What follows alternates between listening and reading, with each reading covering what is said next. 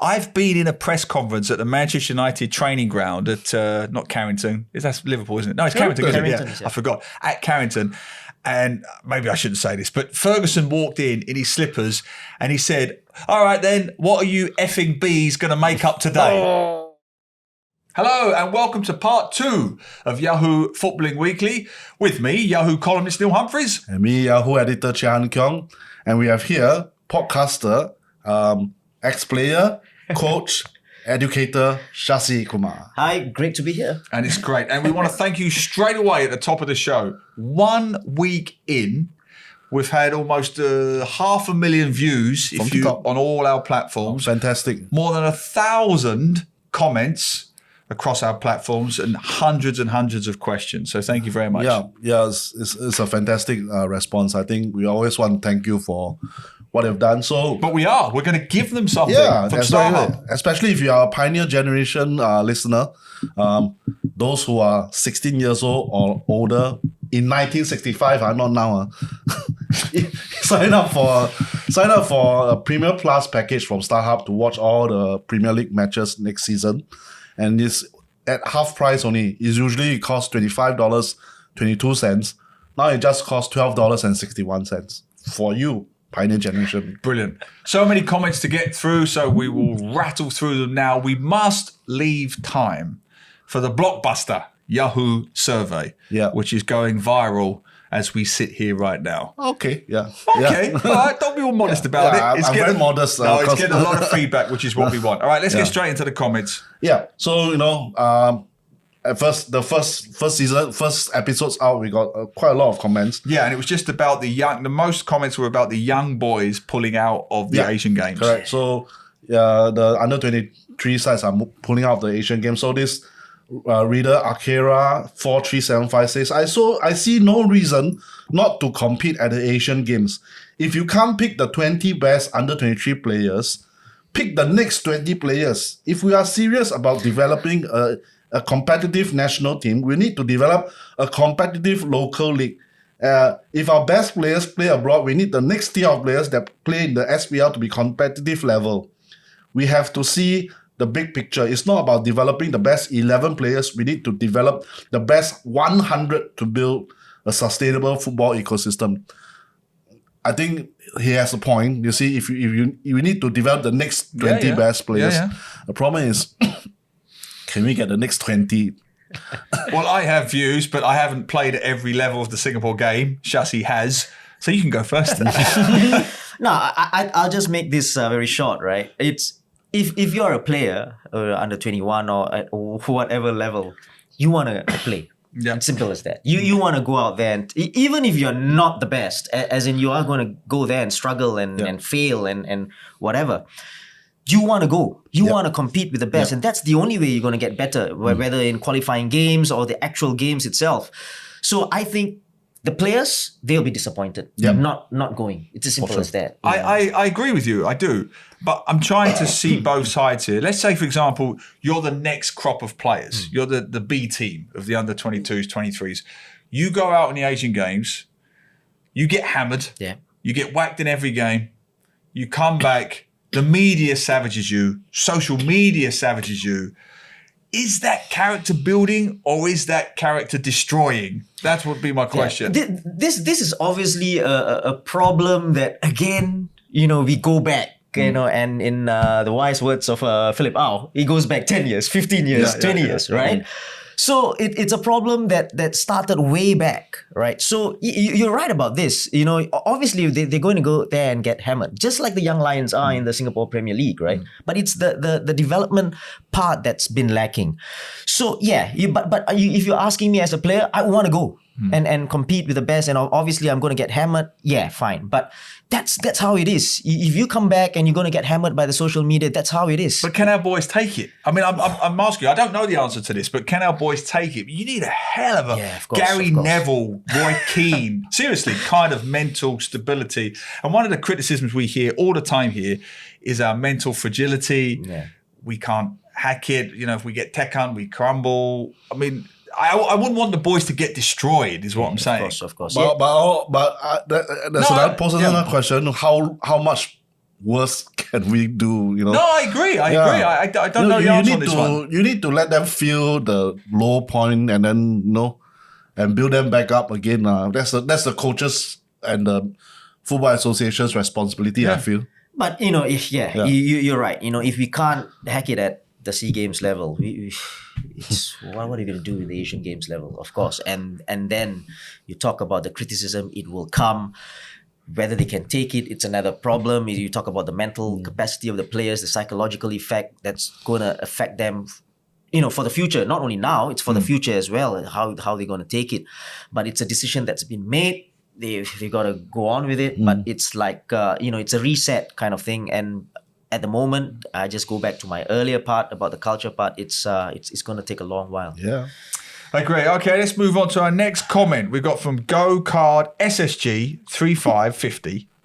Indeed, this is talking about the women's game. I said last week on the previous podcast that we might want to consider putting more resources into the women's game. And I think we are. As opposed to the men's game, because as we've said, we've probably got more chance of progressing at a high level in the women's game.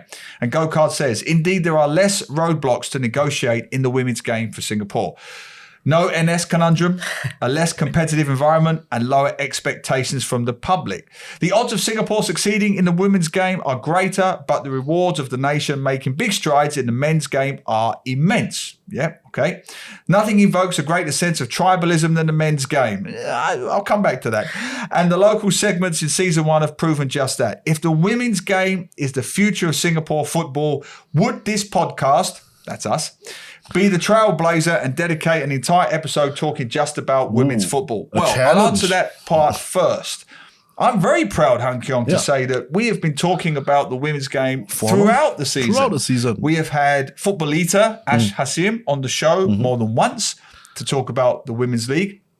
We've had James Walton on the show more than once. He's involved with the organisation of the Women's League. Deloitte's Women's League. He's a sponsor. And we'll keep doing it throughout the season. We've got James coming on later on. We've got Ash coming on later on. Yep. I think we mentioned the women's game almost every week. And let's say if you have a challenge here, say, will we be a trailblazer and dedicate an entire episode? Why not?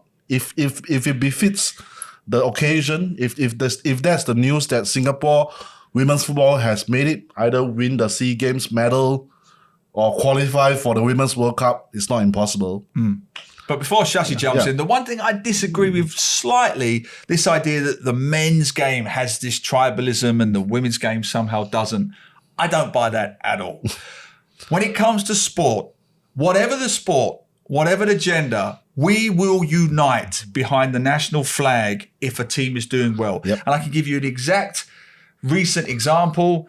The Matildas in Australia just broke all TV viewing figures in Australia. Wow. Their recent knockout game in the Women's World Cup is the most watched spectacle on television in Australia this year, beating both the grand finals in rugby and Aussie rules.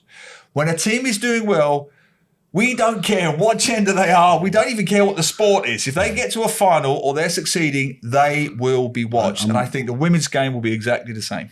But before I say anything, I got to say props to you guys because, as you said, you are putting out content about women's football more than any other platforms here in Singapore. So great going. Now, clip that part. Clip that, but no, I'm just kidding. So just going back to the women's game, I totally agree with you. I think we stand a better chance of getting anywhere, in the near future at least, than the men's game. No disrespect to the men's game, but that's how it is in terms of the opportunities there are.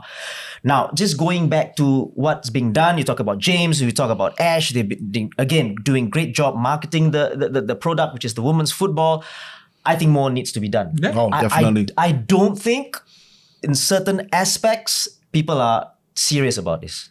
Let's not make any bones about that because I've gone, and this again from my own experience, I've gone for a training session. I see in a stadium, 2 floodlights on, half of it on, during a women's training session in the league. Not good enough. They're playing in the dark, training in the dark. Oh, we've talked about this. Yeah, and we've got 5 players training. So that's just one example. So more needs to be done. Why this is so? lack of finance. Floodlights are not on. Yeah. Players only 5 come, not being paid. Those kind of things. And which adds up. Pitches not available. Changing rooms, right? Changing rooms not available. We had a story, didn't we? That would change in the public toilets. So this has got to change. If you want to do things right, we got to do things right. Greater professionalism. Exactly. And so often than not here in our environment, we just make do. Yeah. We just make do. It's so, it just breeds mediocrity. So you have to go out there and do things right. If you want to do this, do it right. Don't do things halfway. Yep. And it just gets off. But I'm totally with you in terms of the women's football. We should go, because listen, there's loads of girls playing football out there and the active SGs and what have you. Go out there on a Saturday, Sundays. Go out there and look. They are everywhere. It's about development. It's about developing them. Couldn't agree more. Yeah. Right, let's go to a positive comment. OKW, I think, says, went to my first SPL game last week. Totally enjoyed it. Fabulous. Even my much less Football Z, that's a good word, Football Z wife enjoyed it. Well, it was Albirex Nagata versus Tampines Rovers. You commentated on that one? Yeah. There you go.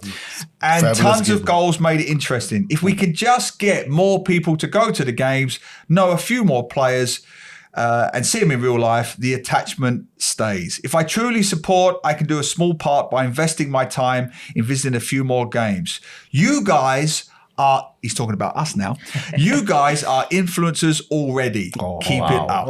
But, one heart at a time, as they say. One at a time. One heart at a time. Yes, one game, you never forget your first game. Yeah. I remember mine, it was crap. Yeah. West Ham lost. But I went back. I remember my first Esley game, Balestier, 1996. You don't forget. Yeah, I remember Woodlands versus Warriors. That's my first game. Do you remember your first game now? Put you on the spot. No, it's been a long It's a time. long time. You've gone through many games. But it's great. I want that comment framed and somehow put on the wall. It's fabulous, fabulous. But having a culture of going to the games is important, which leads us to our final, which leads us to a point. The recent Singapore Festival of Football. Yes. Well, we went viral for the wrong reasons. Yeah, we saw a lot of crowds of fans going. You might think that there's a lot of fans in Singapore, but the behavior that they do in during the game and even after the game, it's just it shows you that the crowd has not gone to many football games before. Correct. First of all, they'll be like putting their handphones off, taking selfies and taking photos.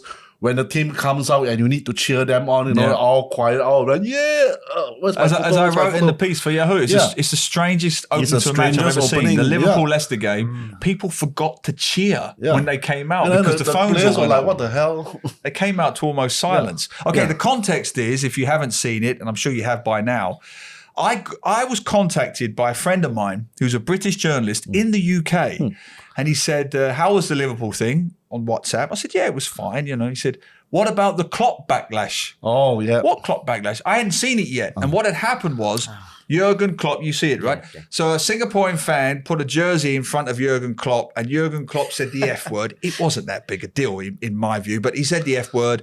And now there's two sides. Jurgen Klopp is being ungrateful, not being supportive of his global fan base. Just because of that one F word, come on. And the flip side is Singaporean fans are being too entitled and too demanding of their time and so on and so on. Yeah. Shasi, what do you think? Hang Keong is getting angry here because it's Klopp at Liverpool. I know. Yeah. Now, listen, I'm with both sides here because as fans, fine, do whatever you got to do as long as you don't go against the rules. You don't jump over the barricades. You want to offer your jersey, go ahead. Do whatever you got to do. You want to do it, you go ahead and do it.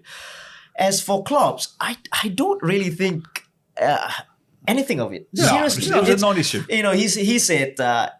You gotta hold up your jersey because he was signing the jersey. It was funny, right? He was going to sign hot. the He was jersey sweaty. drop. He's waiting for the bus. He's literally on the way to the airport. And we all know what kind of a person Klopp is. He just says it as it is, and he's not, So I've got nothing against the fans or even for Klopp. Yeah. On that one, I'll just say quickly, I think we've been a little bit too precious about the F word. I've been in a press conference at the Manchester United training ground at, not Carrington. That's Liverpool, isn't it? No, it's Carrington, isn't it? Carrington, I forgot. At Carrington. and maybe I shouldn't say this, but Ferguson walked in his slippers and he said, "All right then, what are you effing bees going to make up today?" Oh, That's good what old it's Ferguson. normal. It's just the way they talk. Yeah. Don't be so precious. Don't take it so personally.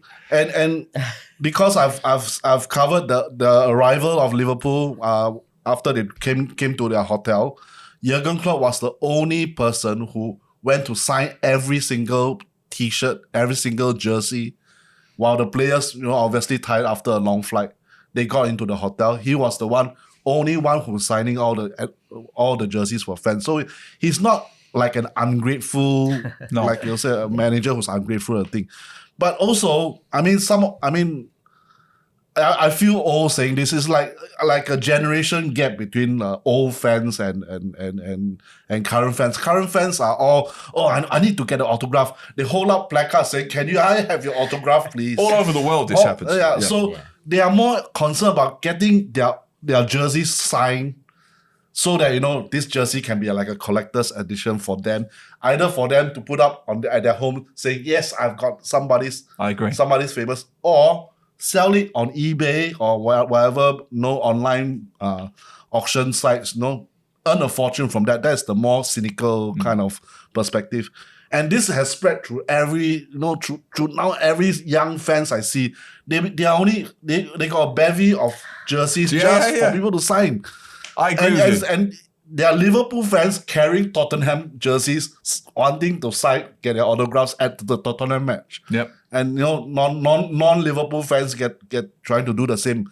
So it is a very, I would say, for me as a very old school fan, it's a bit disconcerting. It's like this doesn't sit well with me for a while. But after all, you think, okay, this is the new generation. This probably their way of trying to support the club. So.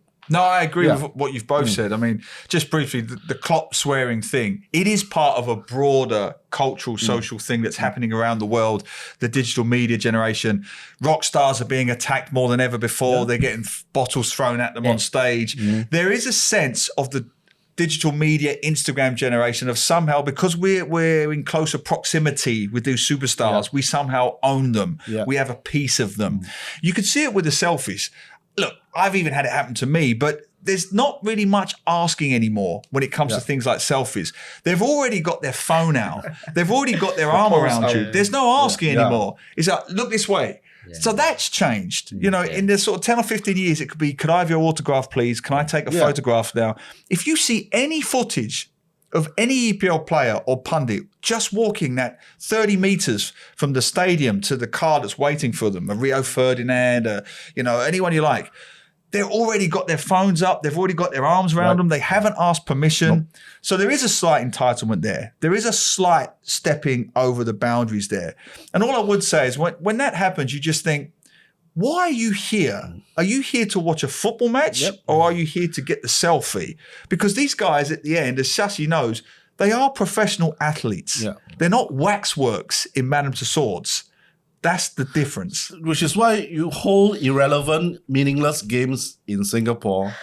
You get these people who do these things because they don't care about the football. If it is a competitive game like Singapore versus Malaysia at the national team, nobody will do that. Everybody will be cheering for the teams at the field. I agree completely. I just want it on the record. He said it, not me. Okay. The Liverpool fans said it. All right, let's move on and wrap this up. Yahoo released a survey that's already causing shockwaves in the local media scene. Ripples of dissension. Okay. He's so modest. He's so modest. Okay, so Yahoo got together with YouGov, surveyed more than 2,000. 2,000 broad respondents. Sample of Singaporeans for their views on football. The results are surprising, in some cases shocking. Give us the latest. Okay, you want a fun one first? No, save that one. Save that one. Okay. So the 45% one, right? Yep. So here's the one which relates to what we have discussed just moments ago. Nearly 45% of Singaporeans will not want to attend a live match if they have to pay, which means that they will rather watch it for free. If it's not free, I'm not attending the match. So Shashi, what Are do we you talking think? about Because local games or even local games. So here the subsequent question is we ask them, how much maximum would you pay if you really have to pay to go and watch match? What is the maximum amount? What's the maximum you need to pay? 12% said below $20. 17% said $20 to $50.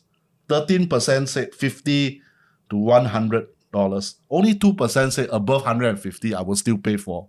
I will still pay to watch the game. So the significant percentage is at the cheaper tickets. You see, but the key takeaway is nearly half of the people surveyed said they don't think they would pay or should have to pay to watch a live football match. I mean, as these guys literally paid your wages at one point as a professional footballer, what do you think? I wonder how many of that or the percentage we're talking about the games that are played here in Singapore, especially as we talk about the festival of football here, right? The Liverpool game and then Leicester and Spurs, right? Because I see people paying $200 to watch those games. I wouldn't. I seriously wouldn't pay $200 to watch Liverpool. I would go to Anfield and probably pay that amount to watch that because I want to watch a competitive game. I wouldn't pay $200 to watch. So I probably agree in that way. I wouldn't pay top dollar to watch. And obviously there's the other group who won't pay $10 to watch a local SPL game, but will pay $200 to watch Liverpool play in Singapore. So there are this, and you're right. There's so many people who's not going to pay money to watch those games, even in the Singapore Premier League. I think that mostly they're all free tickets. I do wonder, I may be overthinking this, but I do wonder that when you see half not willing to pay to watch a football match, I do wonder if it taps into something a little bit deeper about how we value arts and sports in this country. We remember during COVID, it was the arts. It was considered not an essential industry in Singapore. Yes, it's not a life or death thing, but it does get to something deeper. What do we value? We value, education, engineering, law, medicine, healthcare, and rightly so. Arts and sports, not so much. To use a personal example, one of the questions I get the most, if I do a book talk in the UK, I'll get, you're an author. What is it like? How did you get published? In Singapore, I get, can make money here. Can make money here. I literally happened to me last week. And it was an English teacher at a primary school, We're supposed to be on the same side. And even you're asking me, can make money here. So I think it gets to something deeper about not having enough value in society for arts and sports at all levels, from top to bottom. And I think we need to change that to respect that what these guys do has just as much value, or certainly cultural value, as any doctor or any lawyer. It goes back to the topic earlier on as well, the culture, isn't it? There's no culture for the arts. There's no support whatsoever. There's no sporting culture that you build from young. Correct. See? I mean, you can see inklings of it in the younger generation. I think they're just starting out, but it's still a long way to go, I think. Yeah. So what was the fun one? So let's end off your fun one. Not such a depressing one, right? So among the respondents and among those who said that they support the Singapore Premier League, we asked them, would it be important for your partner, your wife, or your children to also support the same Singapore Premier League team? And guess what? 45% said, they must support the same team. Fantastic. So dedicated to the team, I think there's something for SPL clubs to bank on, These fans, get all their families to come along, since they're all they must be supporters of the club. Get like a family package deal, season ticket deal or whatever. The whole family can go down there, have a good picnic and see Singapore Premier League. Couldn't football. agree more. Have you seen this tribalism within the household, Shasi? Is it a thing in your house, your wife and kids? Yes, there is support definitely for the SPL, but in terms of supporting clubs, I think we support different clubs at home, right? But it doesn't matter. But listen, just to end it all, I do commentary for the SPL and all, and come and watch those games. Come and support. Go to the stadiums and watch the games, because I think there's quality as well. Obviously you can't compare apples and oranges. We've been brought up with the EPL and all. Come down, support the league. I think we need your support. The clubs need your support, and there's some great football to be watched as well. And especially now we have three really good teams in the league, and one is in the east, Tampines. One is in the north Yeah. or central, Lion City Sailors, and one is in the west, LB Rex Niigata. Just nice. Anywhere you live, there is a team that's very good. That's Hey, playing. don't forget my boys, the No, Holgang. your Don't forget my Holgang Holgang Hoolies. is like The 6 Hools, or 7, the Hools. come on. They're my local team. I like Holgang. No, I couldn't agree more. What? So, tell me again. 45%, was it? 45%. And that's more than, if you are a Premier League supporter in the family. Let's say you are a Liverpool supporter. Yeah. Only 22% say, okay, my wife or my partner must be also a Liverpool supporter. So the strongest feeling of tribalism is actually in Singapore. It's the Premier local League. thing. It's a local I thing. agree with it because my father is a West Ham supporter and my mother is an Arsenal supporter. And they got divorced. So I agree with the findings in this survey. Do you agree? Send all of your Personal comments example too. there. Yahoo Southeast Asia on YouTube, Yahoo SG, Yahoo_MY on Twitter, and Yahoo SEA on TikTok. Brilliant. And thanks as always, Shasi. Yeah, it's great talking to you. Thanks for having me. Great job, guys. Hopefully to you'll have you come back back. again Yes, soon. We will, absolutely. we will. Come back later in the season. And just one final reminder of the special offer that we have from StarHub for you. Yep, Pioneer Generation. Now, if you subscribe for the Premier Plus package, you get half price from $25.22 to $12.61. Brilliant. Thanks very much. Thanks for Happy your National comments. Day. Yes, happy Yeah. National Day. Yes, indeed. And we'll see you all again right here next week. Take care and stay safe.